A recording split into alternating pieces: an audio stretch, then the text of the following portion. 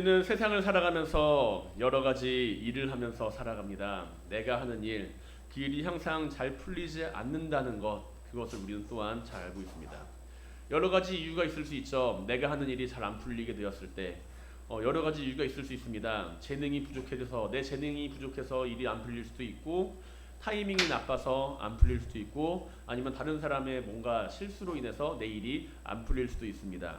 평소랑 똑같이 했는데, 내가 지금 하고 있는 일이 평소랑 똑같은데, 그런데 그날따라 뭔가 여러 가지 변수가 생겨서 일이 잘 안 풀릴 때도 있어요. 이럴 때 이런 일은 누구에게나 다 마주할 수 있는 일입니다. 우리는 일상생활에서 한 번쯤은 이런 일을 경험하게 된다는 것이죠. 사람들은 이 이야기를 가지고서 머피의 법칙이라고 이야기도 합니다. 안 좋은 일은 계속해서 반복되기도 한다는 것이죠. 아니면은 우리가 했던 그 모든 일들 가운데 내가 똑같이 했는데도 잘 안 풀리는 일들, 그 일들을 마주하면서 운이 없다라고 생각할 수도 있습니다. 무엇이든지 세상 모든 일들이 마음먹은 대로 계획한 대로 다 진행이 된다면 좋겠지만, 평소에는 눈여겨보지 않던 작은 돌뿌리에도 넘어질 수가 있는 것이 바로 우리의 삶이기 때문이죠. 그리고 그때 우리는 재수가 없었다라고 이야기를 하기도 한다는 것입니다. 아무리 노력해도 이루어지지 않는 일도 있고 바꿀 수 없는 일도 있습니다. 그러나 지금 직면하고 있는 문제들에 대해서, 만약에 내가 지금 가지고 있는 여러 가지 삶의 모습에 대해서 단지 내가 운이 없어서 그랬다라고 생각을 한다면, 그 사람은 자신의 삶을 바꾸어 나갈 기회를 영영 잃어버리고 있는 것인지도 모릅니다. 우리는 때때로 나의 삶에 있어서 여러 가지 기회가 찾아오기를 바라죠. 내 삶에 찾아오는 기회를 나는 놓치지 않겠어 라고 다짐을 할 때가 많이 있습니다. 그런데 우리의 삶에서 나는 기회를 마주하고 싶지만 또한 그와 한편으로는 어려움은 마주하고 싶지는 않습니다. 성공할 기회를 찾긴 하지만 어려움을 마주하기는 싫다라는 것이죠. 하지만 아이러니하게도 세상 사람들은 어려움 가운데 기회가 있다라고 이야기를 하고, 우리도 그 사실에 많은 부분 동의를 합니다. 난세의 영웅이 나고, 그리고 위대한 사람은 기회가 부족하다고 불평하지 않는다는 것이죠. 그렇다면 위기 가운데 어떻게 기회를 발견할 수 있을까요? 주변을 살펴보면 우리는 어려움 가운데 그 어려움을 기회로 삼아서 발전하는 이들을 많이 보게 됩니다. 그리고 그 사람들이 가지는 가장 큰 장점은 불평과 불만이 아니라 그 마음에 긍정적인 사고방식이 있다는 것을 찾을 수가 있습니다. 90년대 말만 해도 우리 주변에 익숙했던 기계가 하나 있습니다. 뭘까요? 90년대 누구나 하나쯤은 다 가지고 있었어요. 삐삐. 하지만 그 삐삐가 이제 지금은 보이나요? 보이지 않나요? 안 보입니다. 그 삐삐를 만드는 회사는 어떻게 됐을까요? 망했겠죠. 상식적으로 생각을 해보면 삐삐를 만드는 회사는 아마 그 공장 문을 닫았거니라고 우리는 생각을 하게 됩니다. 90년대 말까지만 해도 유행하던 그 삐삐, 연락도 아닌 그 삐삐를 갖다가 이제 우리는 많이 사용을 했는데, 그 회사 가운데 지금까지 살아남은 회사가 있습니다. 리텍이라고 하는 회사예요. 이 회사는 무엇을 만드느냐 하면은 바로 여러분들에게 매우 익숙한 진동벨을 만드는 회사입니다. 카페나 음식점 가면은 이제 진동벨 하나씩 주잖아요. 그것을 만드는 회사가 바로 리텍이에요. 이 리텍이라는 회사는 이제 90년대 말에 1세대 휴대폰이 나오기 시작하면서 점점점 삐삐 매출량이 감소하면서 문을 닫게 됩니다. 문을 닫을 지경까지 이르게 돼요. 그런데 자신이 가지고 있는 그 기술력과 변화하는 그 세상의 흐름 가운데 낙심하거나 불평하는 것이 아니라 이것으로 무엇을 할 수 있을까를 찾다가 진동벨 사업에 뛰어듭니다. 진동벨이라고 하는 것이 겉보기에는 굉장히 단순해 보이는데, 그게 생각보다 굉장히 복잡한 주파수와 여러 가지 그 진동 기술을 필요로 하는 기술적인 부분이 있다라는 것이죠. 그래서 호출벨과 진동벨을 만들기 필요하기 위해 가지고 있었던 그 기술들을 가지고 있었던 리텍은 삐삐 사업을 대신해서 이제 휴대폰 사업이 아닌 진동벨 사업 쪽으로 자신의 사업을 전환시킴으로써 위기를 극복하고, 그리고 다른 사람들이 그 시장을 선점하기 전에 먼저 그 시장에 뛰어들어서 회사가 망하지 않고 살아나게 되는 모습을 보이게 됩니다. 만약에 리텍이라는 회사가 시대의 흐름에 한탄하면서 사람들이 삐삐를 사지 않는 것에 대해서 불평하고 있었다라고 한다면, 그들은 결코 위기를 기회로 바꿀 수가 없었겠죠. 믿음 안에서 우리는 위기나 어려움이 다가올 때 많은 생각을 합니다. 그리고 한편으로는 운이 없구나 라는 생각도 가질 때가 있다는 것이죠. 하지만 우리가 그런 상황 안에서 운이 없다라고 생각하는 것이 아닌 그 안에서 다른 모습을 발견할 수 있어야 합니다. 왜냐하면 우리가 가지고 살아가는 그 믿음이라고 하는 것은 우리의 삶에 마이너스의 에너지를 내뿜게 만드는 것이 아니라 우리의 삶에 긍정적이고 플러스적인 에너지를 발산하게 만들기 때문이죠. 주님과 함께 동행하면서 우리가 불평하고 불만을 가지고 살아가는 것이 아니라 그 안에서 새로운 꿈과 희망을 발견하고 살아갈 수 있는 것은 믿음 안에서 우리가 가질 수 있는 에너지가 우리를 마이너스 에너지로 끌어들이는 것이 아니라 플러스 에너지로 이끌어가기 때문입니다. 하나님의 일을 감당하는 사람들은 그렇기 때문에 위기 가운데서도 함께 일하시는 하나님의 역사를 경험하게 됩니다. 그리고 오늘 본문에 등장하는 베드로 역시 주님과 함께하는 가운데 자신의 인생의 분기점을 맞이하게 되죠. 시몬이라 불리는 그 베드로는 우리가 잘 아는 바와 같이 예수님의 수제자, 그리고 주님의 12제자를 대표하는 인물, 그렇게 우리는 알고 있습니다. 우리는 오늘 본문의 말씀을 바라보면서 깊은 곳에 그물을 던져라 라는 그 말씀에 순종한 베드로의 모습을 떠올립니다. 말씀에 순종한 베드로, 그 베드로처럼 나도 말씀에 순종해야지, 그리고 나도 주님의 말씀에 따라 순종하면서 깊은 곳에 그물을 던져야지, 이렇게 생각을 한다는 것이죠. 그러나 베드로가 단순히 주님께서 깊은 곳에 그물을 너는 던져라 라고 이야기를 했기 때문에 그 말씀에 순종했던 것은 아닙니다. 베드로가 그 말씀을 들을 수 있었던 이유, 주님께서 하신 그 말씀에 순종할 수 있었던 이유는 바로 그 말씀을 들을 수 있는 기회를 놓치지 않았다라는 것이죠. 그의 삶이 지금 어려움 가운데 있을 때 베드로는 말씀을 들을 기회를 놓치지 않았다라는 것입니다. 주님께서 배 위에서 하는 말씀을 듣고서 주님의 말씀에 의지해야겠다라고 하는 그 마음이 들었다라는 것이죠. 주님을 만나기 전에 베드로는 어떠했나요? 주님을 만나기 전에 베드로, 그날따라 고기가 한 마리도 잡히지 않아요. 물고기가 한 마리도 잡히지 않아요. 밤새도록 수고하였지만 물고기를 한 마리도 잡지 못하고 있습니다. 평소에 이제 갈릴리 바닷가에서 수없이 이제 물질을 했던 베드로입니다. 갈릴리 바닷가의 잔뼈가 굵은 갈릴리 바닷가의 잔뼈가 굵은 베드로가 그렇게 물질을 했는데도 물고기가 한 마리도 잡히지 않는다는 것은 정말로 이상한 일이 아닐 수가 없죠. 평소대로라면 잘 잡혀야 하는 장소에서 그물을 내려도 잡히지가 않고, 잘 잡혀야 하는 시간에 그물을 내려도 고기가 잡히지는 않습니다. 자신이 가진 기술을 총동원해서 고기를 잡기 위해 노력하지만 그 결과는 빈 그물입니다. 이러한 모습을 만일 옆에서 지켜보는 이들이 있었다면 뭐라고 이야기를 했을까요? 베드로의 그 모습을 바라보면서 어떤 이야기를 했을까요? 자네 오늘 정말 운이 없구만. 자네 정말 오늘따라 컨디션이 좋지 못한 건 아닌가? 이렇게 이야기를 했겠죠. 괜찮아. 내일은 더 많이 잡을 수 있을 거야. 이렇게 위로를 했을지도 모릅니다. 하지만 베드로에게 고기를 잡지 못한다는 것은 생각보다 큰 고민거리였을 것입니다. 생계 수단으로서 이제 가게에서 장사를 하시는 분들, 그런 분들은 아마 베드로의 심정을 이해하실지도 몰라요. 내가 열심히 오늘 매상을 올리려고 준비를 했는데 오늘따라 손님이 한 명도 찾아오지 않습니다. 그 심정이 어떨까요? 내일은 잘 오겠지 라고 생각을 하면서 그냥 태연하게 계시겠습니까? 아니면은 왜 이렇게 사람들이 오늘따라 한 명도 찾아오질 않지, 무슨 문제가 있는 거 아니야? 라고 생각을 하면서 주변을 돌아보시겠습니까? 분명히 내일은 기필코 많이 잡겠다라는 마음을 가지고 있겠지만 그 상황이 단순히 평범한 상황은 아니라는 것이죠.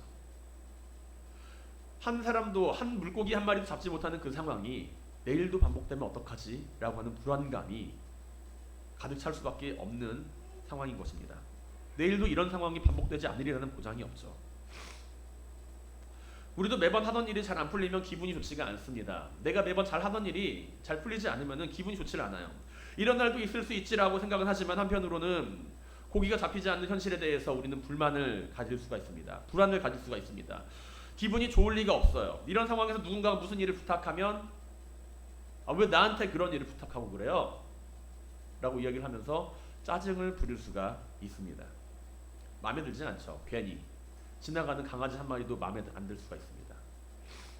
밤새도록 잠도 안 자고 고기를 잡기 위해 노력했는데 허탕치고 피곤하고 수확도 없으니 오늘은 집에 일찍 들어가 쉬고 싶은데 그래도 물질은 했으니 그 물은 고쳐야죠. 그렇게 밤새도록 노력해도 허탕을 친 베드로에게 주님이 다가옵니다. 그리고 그 배를 빌려서 말씀을 전하기 원합니다. 겉으로 보기에 선지자처럼 랍비처럼 보이는 주님에 대해서 베드로는 여러 가지 소문을 들었을 것입니다. 여러 가지 소문을 듣고 주님께서 저 사람이 예수님이겠거니 하고 생각을 하고 있었겠죠. 수많은 무리를 이끌고 오시는 분이었으니까요.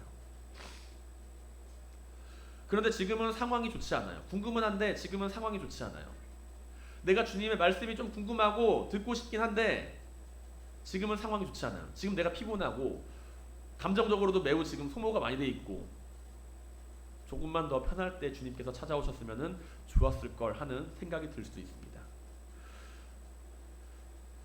밤새 고기 잡지 못해 불편하고 피곤한 마음 가운데 주님께서는 배를 빌려달라고 하십니다.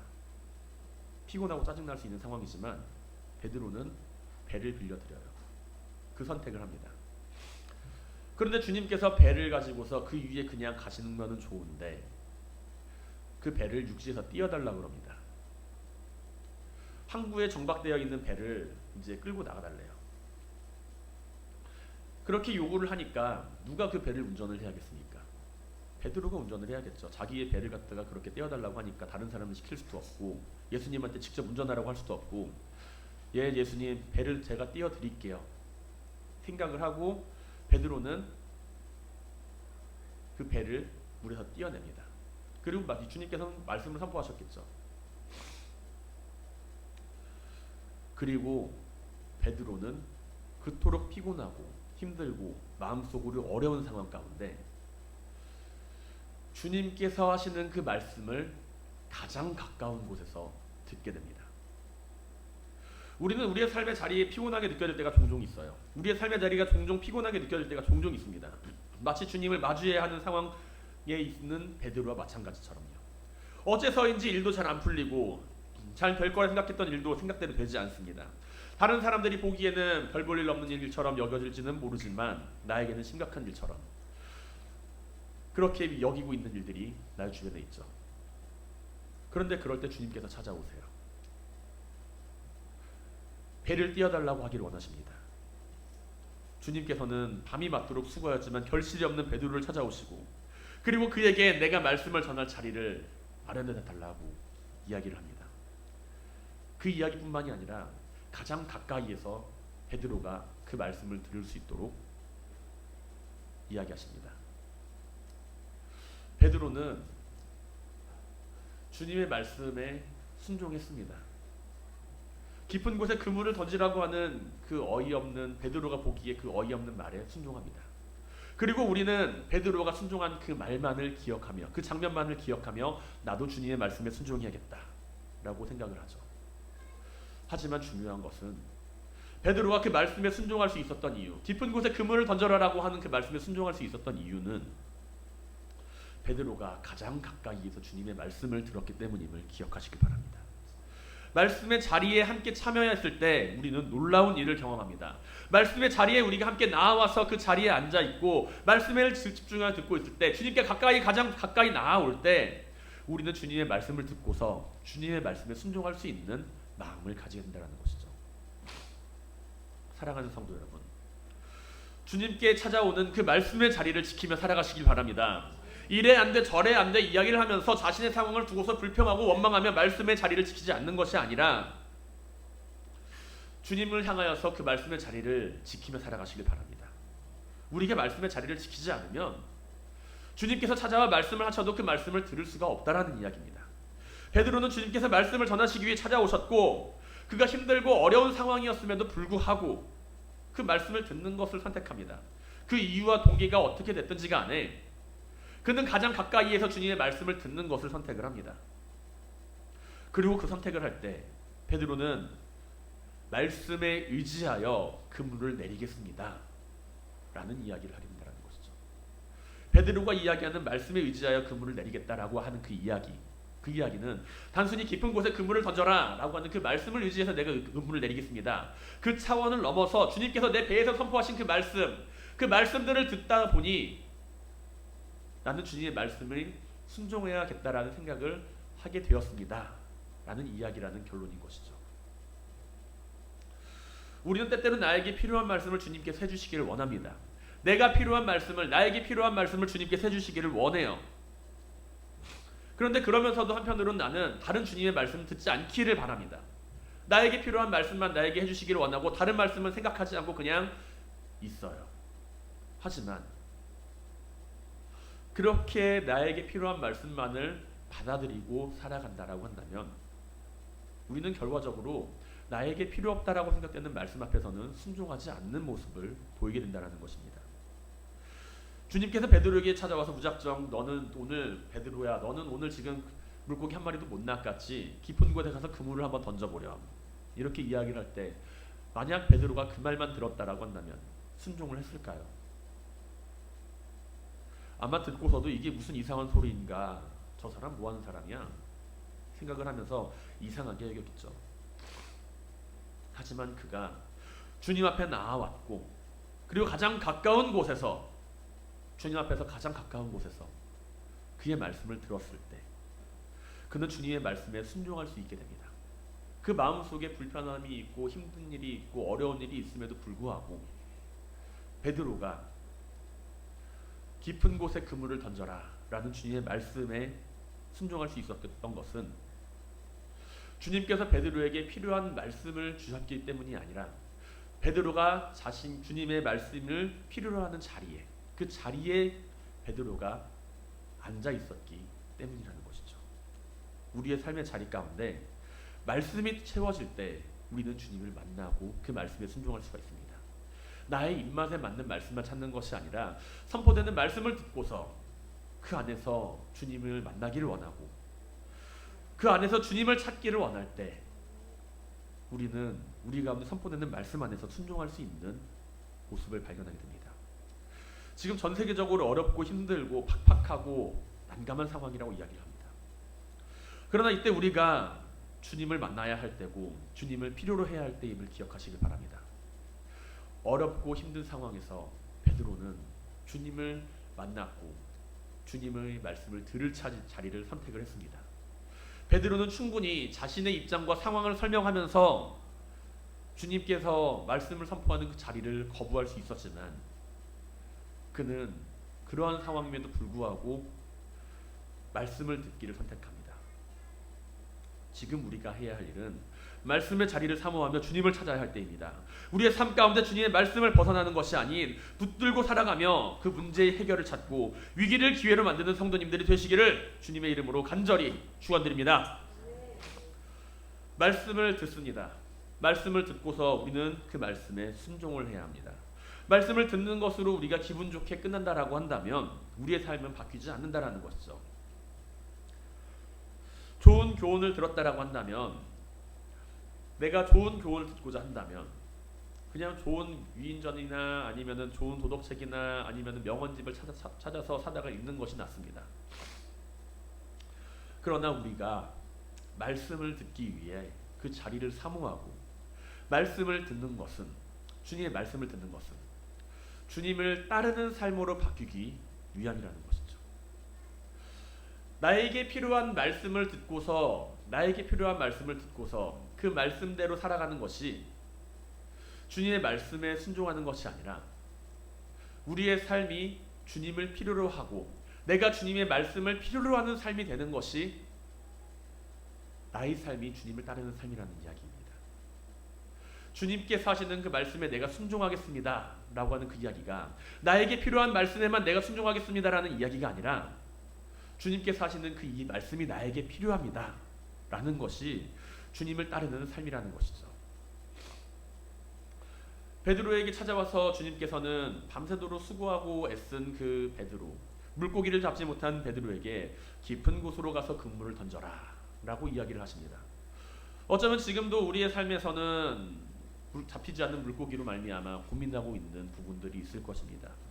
어쩌면 지금 나의 삶 가운데서도 아무리 그물을 던져도 잡히지 않는 물고기들로 말미암아 고민하고 있는 부분이 있을지도 모릅니다. 그런 인생들을 향하여서 주님께서는 깊은 곳에 가서 그물을 던져라 라고 이야기를 하십니다. 물고기를 잡는 전문가가 밤이 새도록 그물을 내렸지만 잡히지 않는 고기, 그 고기를 주님께서 무슨 수로 잡게 하실 수 있을까요? 베드로는 어부고 주님은 목수입니다. 랍비입니다. 말씀을 전하는 일을 하십니다. 심지어 갈릴리 바닷가에 대한 일, 다른 바닷가라면 또 몰라요. 하지만 갈릴리 바닷가의 일은 베드로가 더 잘 알고 있습니다. 지금 이 시간대에는 물고기가 잡히지 않아요. 제가 더 잘 알고 있어요, 주님. 그 사실을 베드로는 다 알고 있습니다. 그리고 그 사실은 자신뿐만이 아니라 다른 어부들도 다 알고 있는 사실이에요. 갈릴리 바닷가의 어부들이 다 알고 있는 사실입니다. 그러나 주님의 말씀을 듣고서 그 말씀을 듣고서 자신에게 주어진 말씀에 순종하며 나아갈 때 베드로뿐만이 아니라 그 주변에 있던 그 동료들은 만선의 기쁨을 가지게 된다는 것이죠. 때로는 우리는 말씀을 듣기를 사모합니다. 주님께서 하시는 그 말씀을 듣고 사모해요. 그리고는 좋은 말씀 들었다라고 생각을 하고 마무리를 짓습니다. 오늘 참으로 좋은 말씀 들었으니까 참으로 행복하구나 라고 마무리를 짓는다는 것이죠. 그 가운데 순종은 없어요. 그 말씀에 순종하기가 어렵다고 생각하기 때문입니다. 왜냐하면 내 이성과 내 경험이, 내 판단이 그것은 아니라고 말하고 있기 때문이죠. 원수를 사랑해라, 이웃을 향하여서 섬겨라, 화를 내지 말고 참아라, 7번씩 70번을 참아라. 모든 이야기를 우리는 많이 들어서 알고 있습니다. 하지만 그 이야기 말씀을 들을 때마다 우리는 좋은 말씀 들었습니다. 주님 감사합니다. 말씀을 전하신 목사님께도 감사드립니다. 라고 이야기는 하지만 순종하겠습니다. 라는 고백은 자리 잡지 못한다는 것이죠. 주님께서 놀라운 일을 행하신다는 것을 알고 있고 말씀을 자리에서 들었지만 밤새도록 힘들게 그물을 내린 내 경험으로 비추어 보았을 때 그 말씀이 내 삶에 적용되기는 좀 타당하지가 않습니다. 그런 이야기예요. 그렇게 깊은 곳으로 그물을 던져라 말씀하시는 주님의 말씀에 순종하는 베드로에게는 나름 큰 결단이 필요했을 것입니다. 밤새 그물을 던졌는데 고기를 잡지 못했어요. 근데 나갔습니다. 또 그물을 또 던진대요. 그 모습을 보면서 주변 사람들은 어떻게 생각할까요? 베드로, 너 뭐 하는 거야 지금? 왜 그래? 알고 있잖아. 안 되는 거. 주변 사람들의 비웃음을 감내해야 했을지도 모릅니다. 같은 직종에 일하고 있는 어부들은 베드로의 모습을 보면서 저 친구 왜 저래? 이상하네. 예수님 만나더니 뭔가 좀 이상해졌어. 저분께서 하신 말씀에 대해서 뭘 이야기 몇 마디를 듣더니 이상한 행동을 하고 있네. 그렇게 생각을 했겠죠. 시간은 시간대로, 노력은 노력대로 사용을 하지만 남는 것은 비웃음밖에 없는 일이 될 수도 있었습니다. 그러나 베드로는 주님의 말씀을 가장 가까이 들었을 때, 그리고 그 말씀을 가까이 들었을 때 말씀에 순종하는 결단을 내리고 그 말씀에 순종하며 나아갑니다. 비록 자신이 생각해볼 때 손해보는 일로밖에 보이지는 않지만 주님의 말씀을 듣고서 그 말씀에 의지해서 내가 그물을 내리겠습니다 라고 이야기를 합니다. 그리고 말씀에 순종한 베드로는 어떻게 되나요? 물고기를 잡죠. 놀라운 일을 경험합니다. 자신의 상식이 깨지는 경험을 하게 됩니다. 그동안 했던 인간적인 경험이 주님 앞에서 무의미하다는 사실을 깨닫습니다. 다른 동료들은 허탕친 줄로만 알았던 베드로, 그 베드로가 그렇게 그물을 찢어질 정도로 고기를 잡아내자 잡힌 고기를 보면서 놀라지만 베드로는 말씀이 이루어진 것을 보고 놀랍니다.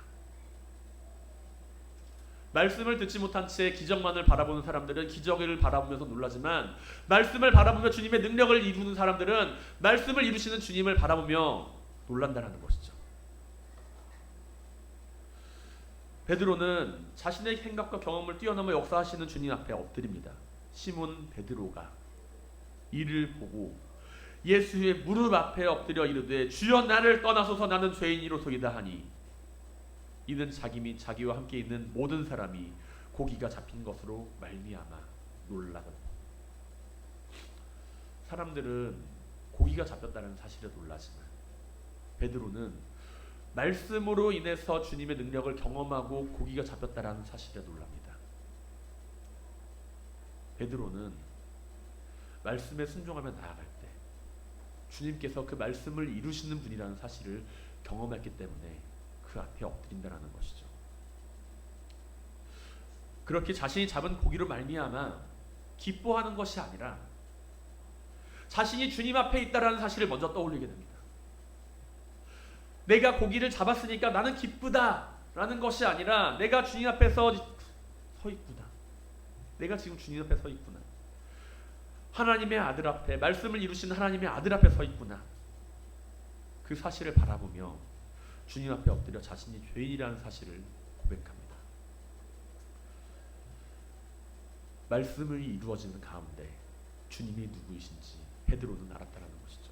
사랑하는 성도 여러분, 말씀에 순종하는 삶을 살아가시길 바랍니다. 말씀에 순종함으로써 하나님의 능력을 경험하시길 바랍니다. 주님이 누구이신지를 알아가시길 바랍니다. 우리는 주님의 능력을 경험하고자 하지만 말씀에 순종하려고 하지 않을 때가 너무나도 많이 있습니다. 주님 나에게 능력을 보여주세요 이야기하지만 주님의 말씀에 나는 순종하기가 거북합니다 이야기할 때가 많이 있습니다. 내 이성과 내 경험을 넘어서 역사하시는 주님의 말씀을 듣고서 그것이 손해보는 일이 아님을 기억하시길 바랍니다. 주님께서는 말씀을 이루시는 분입니다. 우리에게 하신 약속을 이루시는 분입니다. 가장 큰 약속을 주님께서는 이루어 주셨습니다. 우리를 위해 이 땅에 오셨고 그리고 그를 믿는 자에게 구원을 허락하신다라고 하는 그 말씀을 주님께서는 가장 큰 약속을 이루셨습니다. 그렇다면 또 다른 약속들, 우리의 삶을 향하여 주시는 또 다른 약속들, 그 약속들을 주님께서 함께 이루실 것은 너무나도 분명한 사실입니다. 베드로는 분명 갈릴리 바다의 어부였습니다. 그러나 그가 주님의 제자가 될 수 있었던 것은 그가 말씀을 찾는 그 자리 가운데 주님을 만났기 때문이며 자신이 비어있는 그물을 채우셨기 때문에 주님을 구주로 믿는 것이 아니라 말씀을 이루시는 분이 주님이시라는 사실을 기억하며 주님을 따르기로 결심했기 때문입니다. 만일 밤새도록 수고하였지만 무엇이 잘못되었는지 모른 채 물고기가 잡히지 않는 그물만을 바라보고 있다라고 한다면 이제 그물이 아닌 주님을 바라보시기 바랍니다. 물고기를 많이 잡게 해달라는 기도가 아니라 내가 주님의 말씀 앞에 서게 해달라고 기도하시기 바랍니다. 물고기를 많이 잡게 해달라는 기도가 아니라 내가 주님의 말씀에 의지하여 그물을 던지게 해달라고 기도하시기 바랍니다. 말씀을 듣고서 그 말씀의 능력을 경험하는 가운데 살아계신 주님을 만나고 그 주님의 제자가 되는 모든 성도님들이 되시기를 주님의 이름으로 간절히 축원드립니다.